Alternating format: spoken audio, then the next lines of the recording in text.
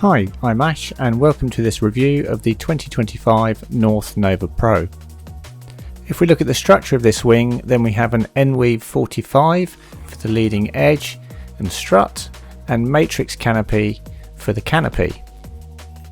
Note that only the centre section of the leading edge is the N-Weave material, and that we have normal Dacron material out towards the wingtips. N-Weave is a stiff material with stiffness similar to Alula, but it's not as light as Alula.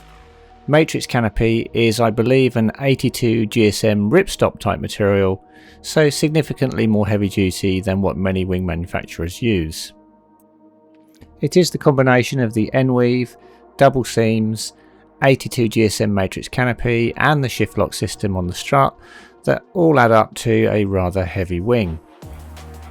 I'm not aware of a heavier wing on the market than the North wings per size.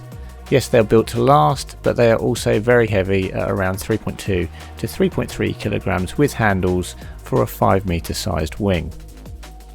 Compare this to a Reading wing of the same size or an Alula wing, and they're getting on for an entire kilogram or more lighter for the Reading or the Alula wing. North really need to solve this issue, as whilst I understand being built to last, I've met very few wingers who want a heavy wing.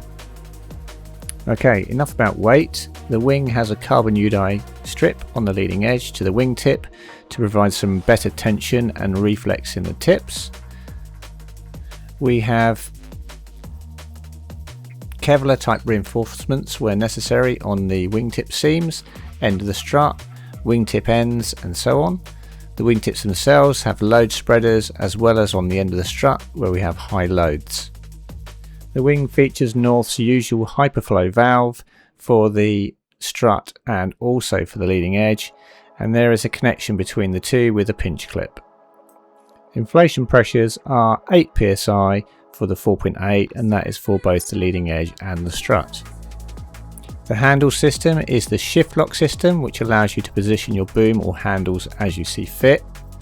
The handles or boom you fit are carbon and covered in a UVA type foam grip. The wing shown has the pistol grip front handle. The handles are oval and very comfortable in use. In fact, one of the most comfortable handles I've used for just comfort in the palm and being the right sizing. The front flag handle is stiff, of about the right size, and features a rubberized knuckle abrasion pad, which I'm not that keen on. I prefer a softer neoprene for this.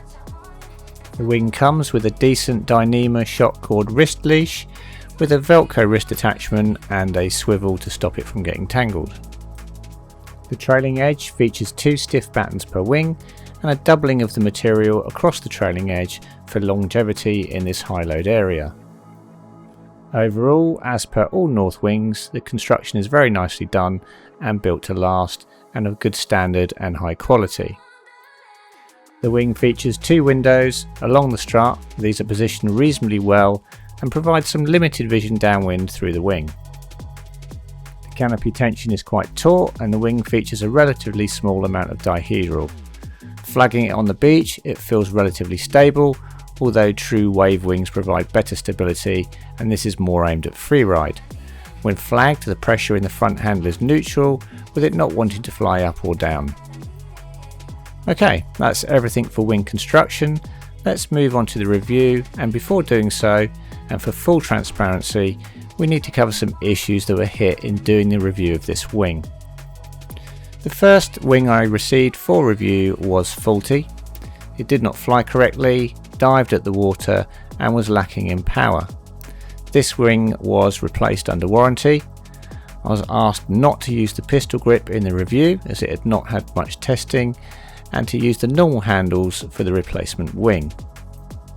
North were relatively quick to respond to the warranty issue, but it did take several weeks to get a replacement wing because none were available in country. I would also note that although North advised they had not seen this issue before, I did find some other riders with the exact same problems in the Seabreeze forum, some having success with warranty and some not. I'm not going to talk to that as I'm not directly involved in those cases. I'm just pointing out that this did not appear to be the only 2025 Nova Pro having this issue. Okay, so that's the full transparency for this review completed. Let's get the wing onto the water and follow our normal review format. I won't read it all out, the categories are on the screen, and we'll start with pumping onto foil. Immediately here we hit a problem. The Nova Pro is advertised as an all-round freeride wing. In this category we expect a decent low end. My last review I had the Mode Pro. That is advertised as a high powered wing and not having a particularly great low end, and so we can forgive it that problem or that characteristic because it's designed for higher winds and riding powered. The Nova Pro is not advertised as that. We should expect a decent low end, and we did not have one. Sadly, we are a long way from a decent low end. This wing has very little ability in the low end and was nothing short of painful to use in lighter winds. Once the wind got up to much more than I would normally expect to need to get on foil, it started working and we were up and away. So I'm afraid it scores very low on the pump onto foil category. Absolutely not recommended for beginners due to this, and really not recommended for light wind use either. Disappointing and frustrating would be words that I would use to sum it up.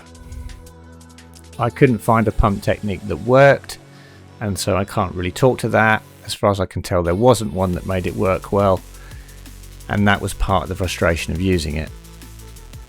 Once onto foil, the wing actually starts to perform better.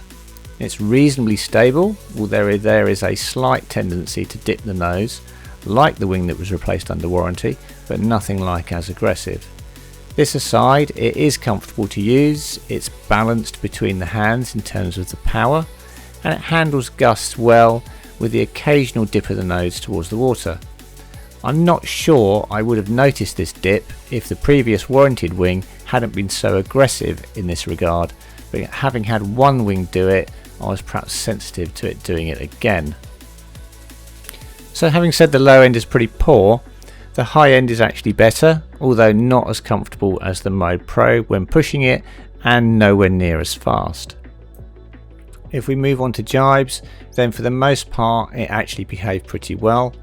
Race jibes and Heinekens were performed well, although occasionally it would do something weird. An example of one of those I caught on film where a race jibe just went wonky for no apparent reason. I wasn't able to put my finger on why this happened. I can only say that it did, and it did it occasionally, and there didn't appear to be anything that led to that odd behaviour. For normal jibes, the wing is heavy, so it doesn't float that well in jibes. It is at least well behaved, well flagged, and doesn't try to oscillate.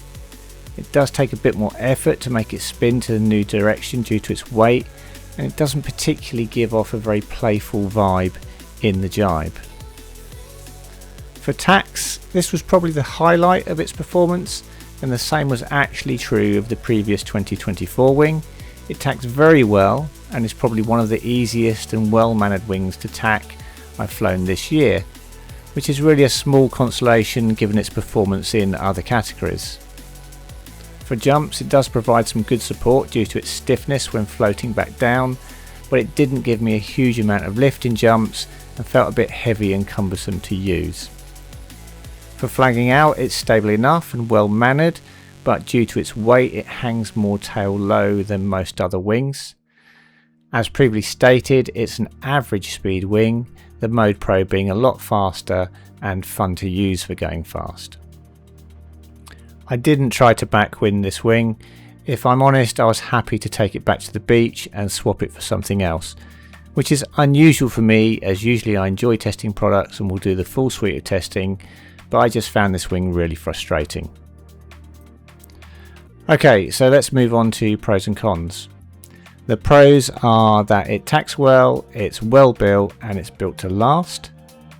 The cons are it has a terrible low end, it's too heavy and it was frustrating to use.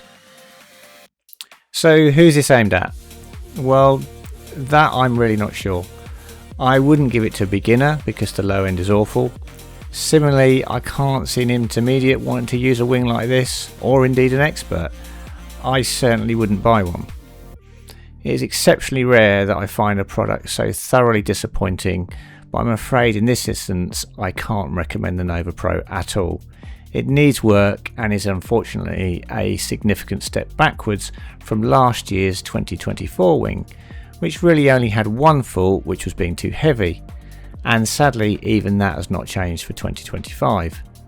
North could have just lightened the 2024 wing and changed nothing else, and it would have been a significantly better wing than what we have here. If I was given a choice of this wing or the Mode Pro, then I would take the Mode Pro without hesitation. It may be a little lacking in low end, but it's expected in a high powered fast wing, and it was significantly more fun to use than the Nova Pro. I'd even say that its low end was better than the two Nova Pros I've tested for this review. I'm afraid I don't take much pleasure in doing a review like this one, but North have dropped the ball here and it needs sorting out in their next iteration, as I can't see customers investing in the Nova Pro in future unless some significant changes in direction are implemented. Maybe I got two bad or faulty wings in a row.